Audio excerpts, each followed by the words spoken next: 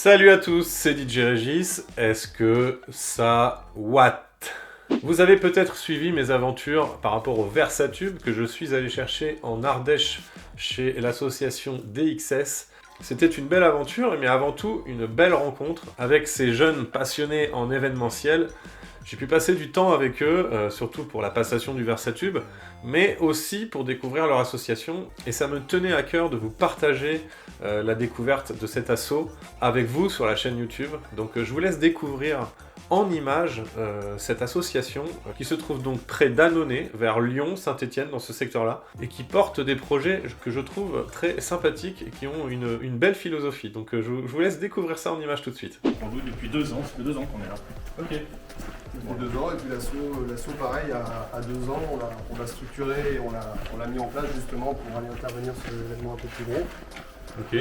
Et pas juste se cantonner à être des collectionneurs de matériel et faire ça entre potes. Donc maintenant on intervient sur des communautés de communes, on va renforcer d'autres associations, on est vraiment dans cet esprit de partage avec d'autres assos. Saint-Étienne, il y a T2O qui fait beaucoup de création, de production de décors.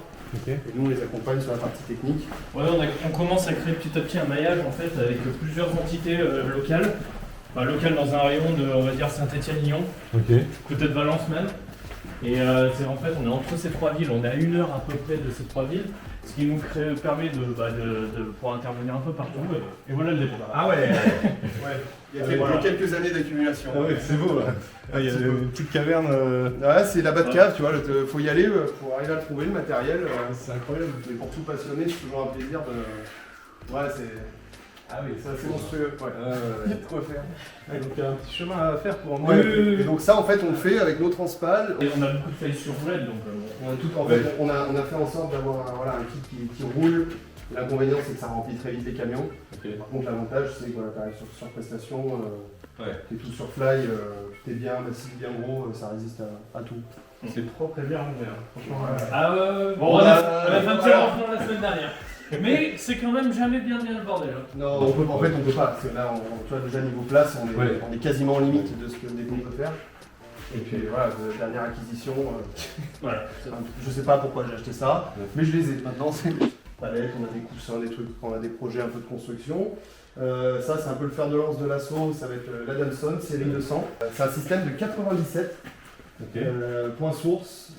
C'est-à-dire, point source. Alors, point source, le line array, là où on va avoir une onde cylindrique, et en fait, chaque enceinte va venir cibler une partie bien précise du public. Le point source, lui, il va jouer énormément sur l'ouverture verticale, très peu horizontale, et plus on est d'enceintes, elles s'incrémentent entre elles, on gagne en décibels et on vient ouvrir comme ça. Okay. Donc, sur ce genre de système, on est sur une portée de 25-30 mètres, Okay. avec des grosses pressions acoustiques. Voilà, c'est un peu notre gros système, le fer de lance de l'assaut. C'est énorme. Ouais, c'est un beau kit. Ouais, Il y a du double 18 basse réflexe pour les infras, c'est du 4 voies actif. Du grave double 18 également, donc ça fait 18 membranes de 18 pouces en tout pour la partie sub et grave. Et après un pavillonnage médium aigu. Et puis voilà, après toute la partie amplification. On est bien limité en place. Voilà. Donc ça, on en a 2 qui sont jumeaux. Ok. Et c'est un système, donc on va avoir toute la partie sub ici, les graves, les médiums, les aigus, et en processing XTA, avec une arrivée 32 monophasée, pour pouvoir driver un truc aussi gros. Ok. Donc ça c'est le gros parc, le gros système pour du plein air, pour du concert, du gros festival. Et puis après on a plein de petits systèmes annexes qui vont nous permettre de faire soit du retour, du front de fil, de la prestation plus petite. On a de la Yamaha DXR8 ici. Okay. Une belle référence chez Yamaha, la DXR. L'HK, bon alors lui, non, mais en fait, peut-être. il a le mérite d'exister. Nous, parce qu'on fait aussi pas mal de mariages, donc nous, quand on part sur un mariage, par exemple, notre kit son, il est juste derrière. On a 2 caissons de basse TA18, donc de chez Thomann. Ouais, je vois, ouais. Okay. Après, avec toutes les jonctions. T'en es content, ça marche bien ça? Ça marche super bien. ouais, le seul problème, c'est que pendant la soirée, ils ont tendance à se balader dans la salle. Ouais, mais franchement, ils sont très très violents. Franchement, le rapport prix-puissance, rendu, tout ce que tu veux, c'est... Ah super, alors on peut poser la question. C'est très lourd, c'est lourd, c'est massif, par contre c'est indestructible. Ouais. Ça marche vraiment très fort. Et tu peux taper dedans dedans. Et pourtant, on a de la référence à côté, de la JBL PRX. Voilà, et après, donc du coup, ça en sub, on a ça, et on a le kit qui est sous les Yamaha, c'est les TA12 qui vont avec. Donc ça, c'est notre kit mariage. Et quand généralement, je sais pas toi, mais nous, ils nous demandent une petite sonorisation extérieure pour le vin d'honneur. Donc c'est avant, on prenait le HK. J'aime bien le. Vous en pensez quoi de ça? Ça aussi, ça marche très bien. Ouais. Pour des discours, par exemple, quand les mariés veulent parler ou autre, ça va très bien avec un micro sans fil, c'est nickel. Okay. Et là, dernièrement, il y a eu l'acquisition des Yamaha DXR8, donc qui sont bien plus haut de gamme. Mais voilà, on part avec, généralement sur les mariages, on part avec 2 kits. Et sinon, on a les JBL qui font très bien le taf. C'est bien aussi ça. Alors les JBL PRX, ça c'est une référence qui n'existe plus en neuf. Ouais. On l'a acheté nous d'occasion il y a peut-être 6 ans. Ouais, il y a 5-6 ans. L'Argus n'a pas bougé depuis 5-6 ans, c'est quasiment introuvable et c'est des enceintes que je ne séparerai jamais. Ah. Ça marche, mais c'est hallucinant, le 15 pouces. J'ai jamais bossé avec JBL, je connais pas. Moi non plus. J'avais un petit peu de différence de cloche sur la marque. Et... À cette époque-là, ils avaient fait le partenariat avec Krone et en fait ça marchait du feu de Dieu. Ces enceintes, elles ont des heures de vol, hein, mais et tu vois, pour te donner un ordre d'idée, acheté d'occasion il y a 6 ans, elles ont fait à peu près tous les events qu'on a pu faire avec l'assaut. Alors on prend elles sont dans un état clinique. C'est-à-dire que. Elles sont comme neuves. Ah ouais. Elles sont cliniques. Incroyable. Dans le papier, tu vois. Et tu vois, même il nous est arrivé de faire des mariages qu'avec ça. Pas de sub. Ouais, parce qu'elles sont quand même assez. Ça a du grave, le 15 pouces descend. Ouais, 15 pouces. T'as du volume quand même. Alors après, dès que tu commences à avoir un peu de monde et une salle un peu grande, ça va, mais dans des petites salles, ça nous est arrivé, tu prends 2 JBL, mais c'est un peu à la RCF, la 715. Oui, c'est la même tranche en fait. Voilà, Yamaha DXR15 aussi. On est sur du 15 pouces actif. Ça marche vraiment bien. Et en tout cas, TA12, TA18, tu vois, en occasion, un kit comme ça, 2 subs de tête, je l'ai acheté 600 €.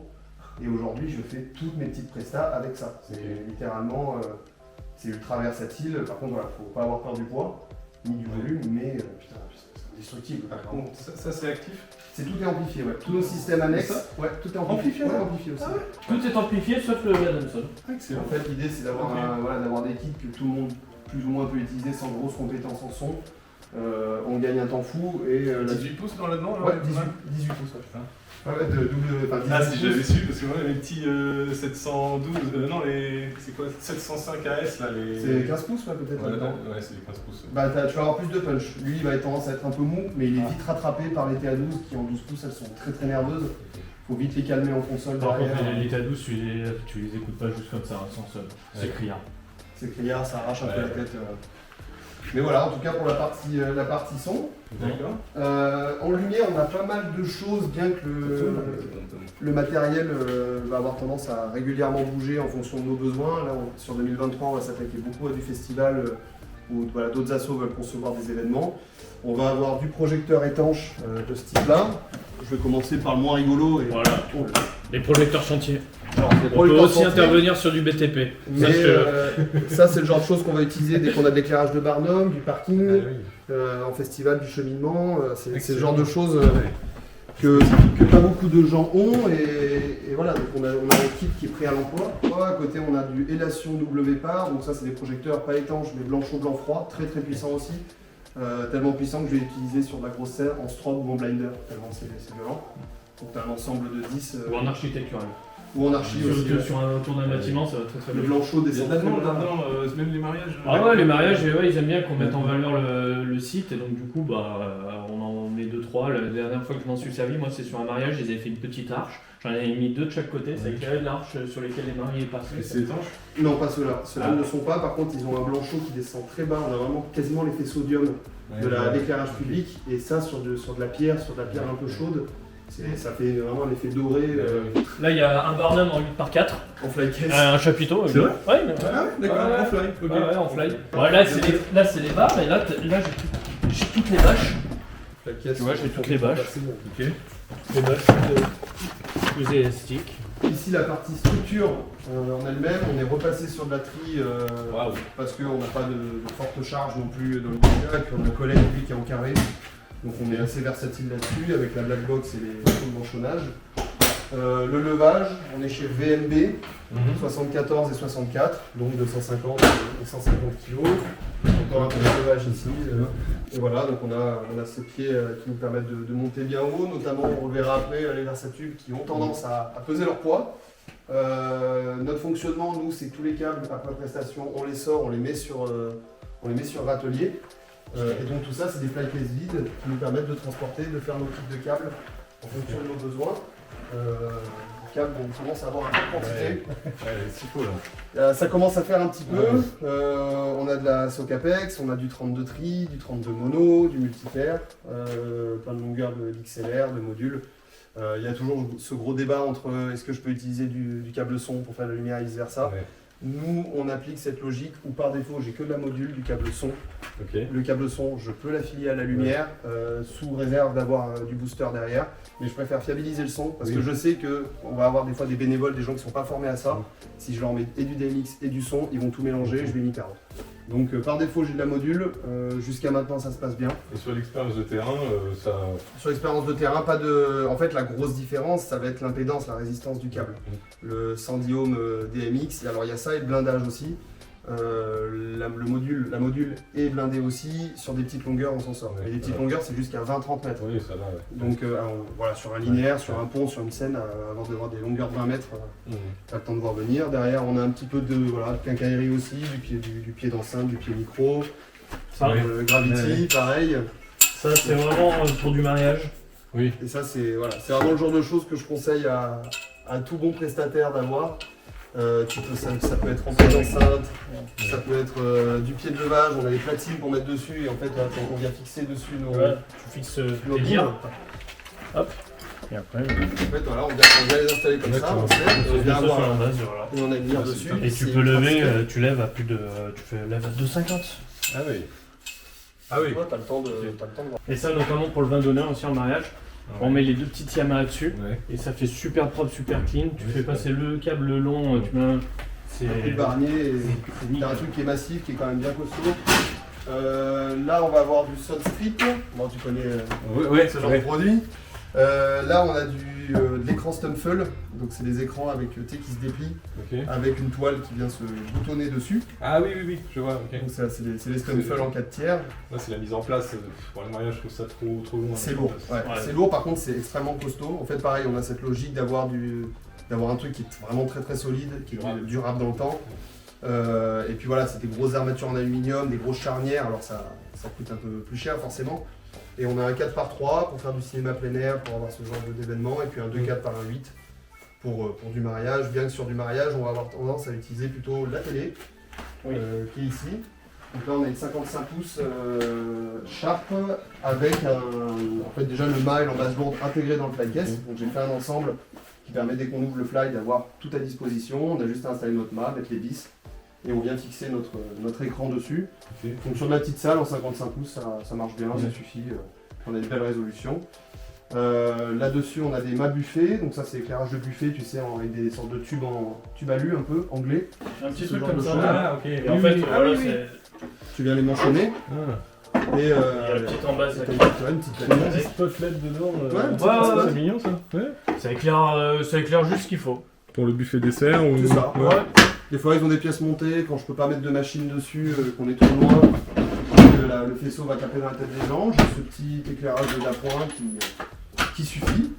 Bon, là derrière, on a la partie atelier slash Maintenance.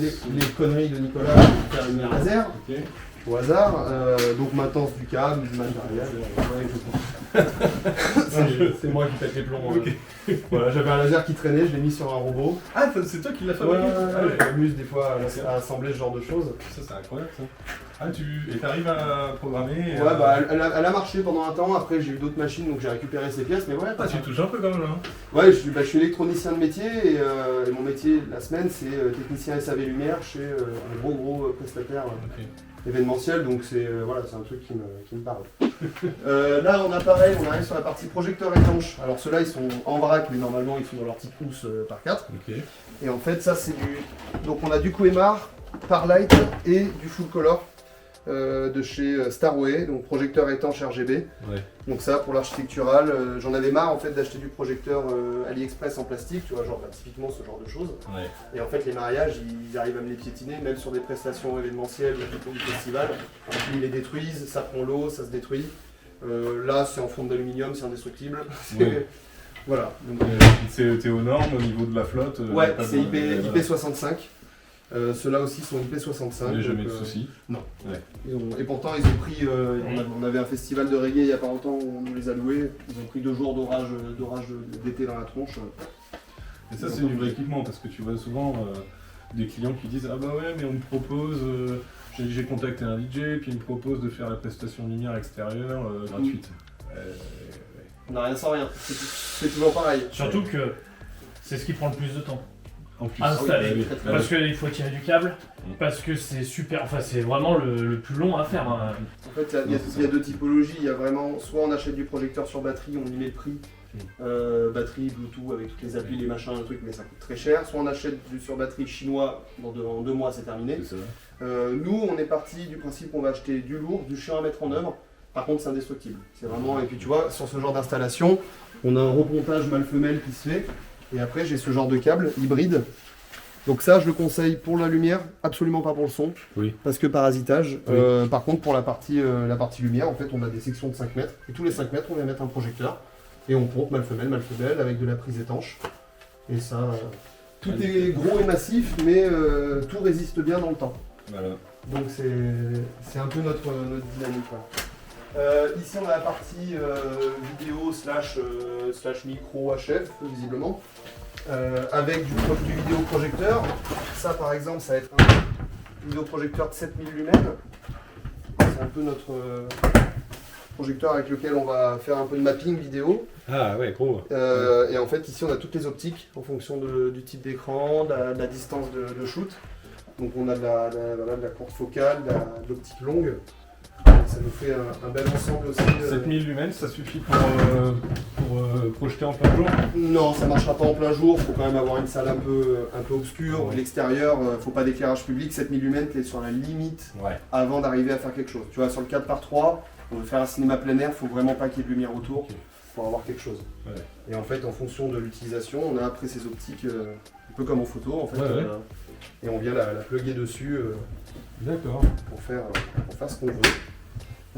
Voilà, après du petit vidéoprojecteur, du micro HF, on est chez Shure avec le PG58, je sais pas si c'est aussi le modèle que tu... Non, moi j'utilise. Ah ouais, attends, je sais plus, moi c'est du. Je sais même plus, je crois que c'est du AKG que j'ai. Ouais. Ouais. Qui marche bien aussi, peut-être il y a le Gomono ou... Alors celui-là pareil, il est ultra abordable, Ouais. Il fait trop bien. relativement fiable, ouais, Ouais. franchement bien. On arrive à avoir des décrochages quand le mec part vraiment à l'autre bout du monde. Non, c'est surtout quand il y a beaucoup de gens, beaucoup de personnes qui sont entre le boîtier et le micro. Là tu viens... Moi avec AKG, le problème que j'ai, c'est les interférences avec le téléphone Ah portable. oui, parce que c'est un Wi-Fi, du coup c'est de la HF, c'est pas de la Ah ouais. radio. Ah, je sais crois. pas, ouais. Ok. AKG, je crois qu'ils sont, alors peut-être que je dis une connerie à vérifier, mais on est sur des fréquences type Wi-Fi. Alors, ouais, Donc, 800, non, pas un truc comme ça, non? C'est en MHz ou en giga? Je crois que c'est en mégahertz. Hein. Ah donc c'est bon, t'es en onde radio, mais bon des fois tu peux être en... Il suffit qu'il y ait un En téléphone interférence. qui soit trop près du boîtier ou qu'il y a des gens qui sont près de ma sono et qui... Ah, et ça fait. Et ça, ouais, Ça vient couper, ouais. c'est bien coupé. Ouais. Donc celui-là pareil, un Ah, je le super connais produit. celui-là, j'en ai un. J'en ai un comme ça. Ouais, tu vois, le PG58 j'en ai un HF. comme ça. Et puis dans les kits, on prévoit un filaire également. En cas Problème de... de pile, au cas où. En cas de plus de piles. Tu sors vite un Oui, câble. voilà, c'est et- ça, bah, pareil. Là, j'ai le même système de Donc, sécurité, des double sécurité. Ouais, parce que on sait ça, jamais. c'est trop important. Bah oui. Le fameux on sait jamais, donc on a fait ce kit en plusieurs fois. Après on a un petit peu de tout, on a la gestion via logiciel du système son qui se pilote via AudioCore, donc c'est un logiciel de traitement du signal et du processing du système. Peut-être un petit tour sur les tables de mixage. Ah, Commencer par la plus petite. ouais, on va aller par la Bah, ça, c'est pour les mariages en fait. Ok. On s'en sert pour les toutes petites prestas, ça va très bien pour brancher. Voilà. Et en fait, c'est Ah le bah genre, j'en ai une aussi. c'est le bah, genre de câble où ouais, les gens c'est- vont dire ah mais c'est ridicule, ça n'a aucun sens. Non, ça n'a pas aucun sens. Vraiment, pour Là, tu juste avoir un mets mec au ton micro, tu mets ton micro, là, je mets mon contrôleur, et là, on met en général un petit jack parce qu'on sait jamais. Ouais. Et on fait tourner. Non, on sait jamais. On sait jamais. On sait jamais. Parce qu'on te demande toujours la musique que t'as pas, donc avec un peu de chance t'as internet, donc tu mets YouTube, C'est ça. et tu vas chercher la musique que tu veux. Donc après on a en console on va avoir pareil une typologie, on a ici une XR16. Console 16 voix via application, je sais pas si ça te parle. Non, pas du tout, je connais pas. Bah, t'as une appli sur Android ou sur Windows. Ok. Donc elle se pilote uniquement comme ça, en Wi-Fi. Ça marche, faut pas trop lui en demander non plus. Ouais. On va avoir tendance à avoir du décrochage et lorsqu'on a un groupe qui joue. Tout ce qui est sans fil en général, hein. Ouais. On est moins sûr que Ouais, quand il y a un fil quand même. Hein. Donc après on a la bonne vieille 01V Yamaha, donc celle-là connue de chez Connu, Ok. la première de Yamaha. Et en fait on est passé il y a peu sur un petit peu plus rigolo. Là t'es sur la console numérique. Donc pareil c'est une référence, il y a des sondiers qui vont l'avoir, la LS9 comme la 01V avant elle. C'est des consoles ancienne génération, alors il y a plein d'options qu'elles ne vont pas avoir, du compresseur dynamique et compagnie, mais ça reste très très efficace. Je connais pas. Ouais. Ça reste bien efficace comme console. Ok. Pour les personnes qui veulent se lancer en concert, Ouais. on conseillera ce genre de machine. C'est encore un peu cher, mais en occasion tu les trouves aux alentours des 1000 €. Et dans des super bêtas, tu vois, celle-là est d'occasion. On retrouve bien. Et alors le seul contrôleur DJ qu'on a, c'est le seul matériel. Bah non, on en a plusieurs, mais le Magnifique flycase. fait maison par le père d'un collègue. Ça, lui, il doit avoir 7-8 ans. Hein. Ouais. Ça doit faire 7-8 ans qu'on l'a. Écoute, C'est le pionnier. ça fait le taf. Des DJ SR. Ouais. Donc c'est moi le DJ de l'assaut, Ok. officiel.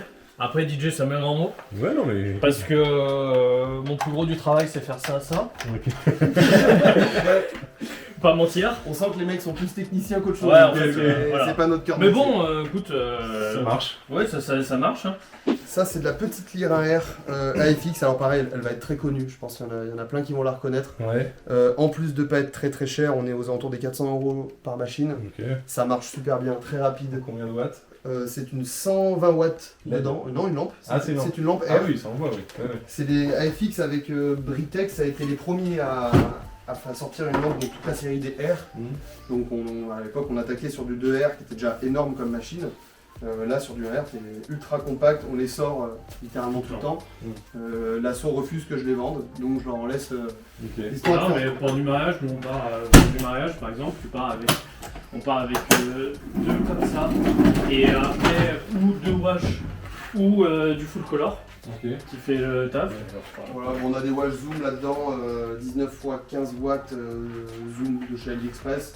Bon, rien de spécial à dire dessus. C'est du AliExpress. Celles-là, je les ai achetées il y a 2 ans, elles sont déjà dans un état. Les courroies qui sont plus tendues, le zoom qui fait n'importe quoi. Voilà, on conseillera à très court terme, ça marche.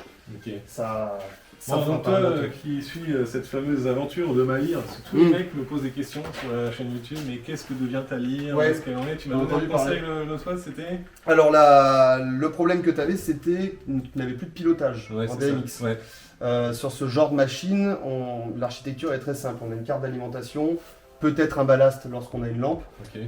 ou au moins une carte driver qui va alimenter ta LED, même ta petite 25 watts, je crois Ouais. 25 ou 50 watts. 50. La mainboard, elle va regrouper absolument tout le reste des options, sauf des cartes de sous-gestion qui vont être dans les bras, les têtes, mais celles-là, elles n'ont pas de rapport avec le DMX. La chose que je conseillerais, moi, ça va faire ce qu'on appelle un test de continuité. Tu vas avoir ta connectique XLR en façade, donc DMX. Tu vérifies les connectiques de ta nappe, tu vérifies toutes les liaisons qui arrivent jusqu'à ta mainboard. Déjà dans un premier temps, tu vas pouvoir diagnostiquer sur ce genre de connectique en plastique. Des fois, tu as du jeu qui va se créer, le sertissage va se barrer, mais tu ne le vois pas parce qu'elle reste dans la pine. Et il suffit, surtout sur du DMX, que tu perdes même la terre, enfin même la masse. Tu n'auras plus le signal. Donc Ok. c'est le genre de diagnostic que je ferai. Après, ça sera la mainboard, et là, on va rentrer sur du dépannage électronique plus complexe. Dans un premier temps, toujours vérifier Toutes les connectiques en fait. toutes les nappes. Ouais, voilà. Toutes les nappes qui ont rapport de près ou de loin avec le DMX. Bah, je vais la démonter, hein, on va voir voilà. ça. Hein. C'est le genre de. Vraiment avec un petit multimètre, tu sais, tu te mets en mode beeper et tu viens vérifier, tac, je suis ici, je vérifie. Ok, T'as là on vu est bon. le petit diagnostic de la LED qui était pétée? Oui, tu l'avais vu? oui, On j'avais était- vu aussi. Bah, non, très bien. On ouais. était chaud, hein? Oui, très bien. Hein Non, très bien. Rien à reprocher. Le ça- petit frangin, il était. Eh bah oui, attaqué, hein. bien sûr. Mais je conseille de toute façon à tout le monde d'ouvrir ses machines, de s'y intéresser. dans le sens où aujourd'hui, réparer du matériel, vu la conjoncture qu'on a, on n'a plus de matières premières, Oui. des pénuries de partout, Ouais. va falloir que tout le monde s'y mette. C'est À un ça, moment donné, ouais. De plus en plus, ah oui. être autosuffisant même dans la maintenance. Oui, et puis c'est aussi une autre facette de notre métier où le matériel, on doit l'entretenir, on doit pouvoir faire une maintenance, arrêter de tout jeter, d'acheter du AliExpress en masse et de tout jeter à la C'est poubelle. ça. Aujourd'hui, on voit des choses aberrantes, les batteries foutues en l'air, machin. Non, on prend le temps d'ouvrir. Catastrophe. Faut pas bac plus 12 Ouais. non plus. Oui, Voilà. En fait, c'est une petite mécanique à avoir, c'est s'intéresser à son matériel. c'est donc je trouve ça comme bien. les platines, j'ai pris l'habitude de réparer les Ouais, boutons les Q. bijoux, ouais, bien sûr. C'est Et pas puis dès qu'on grand-chose. l'a fait une fois, il y a cette fierté de se dire qu'on a ouvert son matériel, se dire, bah, voilà, j'ai fait. Bon, éviter de le faire avant que la garantie elle saute quand même. Oui, voilà, on va quand même laisser un minimum, quand même.